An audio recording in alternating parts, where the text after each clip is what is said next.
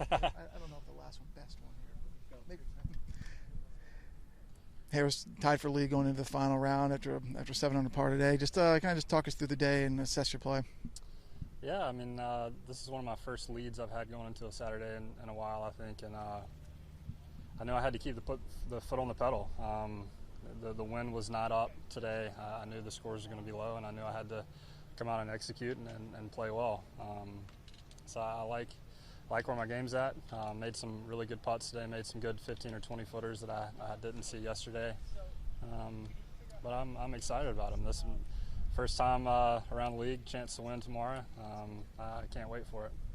Did you do you know the name of the marshal that found your ball down there on 18? I don't. That was she was on top of it. I had a pretty good line. I knew it was just a little bit below the hazard. I thought I could carry the hazard, and she ran over there and put up the flag and was on it. And luckily had a decent lie where I could get a club on it and made a good 2-putt for par. I know that's not what I wanted, but it's better than making bogey on that hole.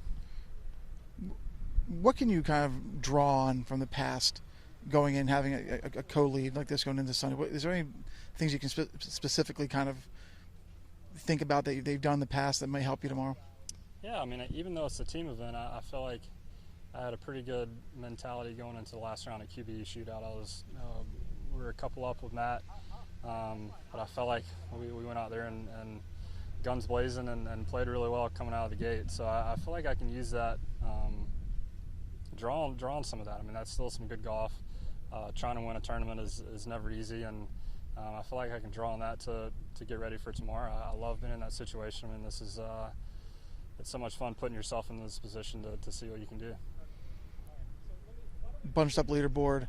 You gotta go low tomorrow again. Yeah. What's the mentality? What's one thing you may focus on tomorrow that'll hopefully help you grab the trophy? Yeah, it's still patience. I mean, as I was talking to my caddy this morning, you can reel off 4 or 5 birdies in a row really quickly here, and to not get ahead of yourself, to not get down on yourself. You just got to stay patient, because at any point you can get on a run and birdie in. I mean, starting on 14, you can really birdie the last 4 or 5 holes, and just the patience. I feel like I need a lot of that tomorrow.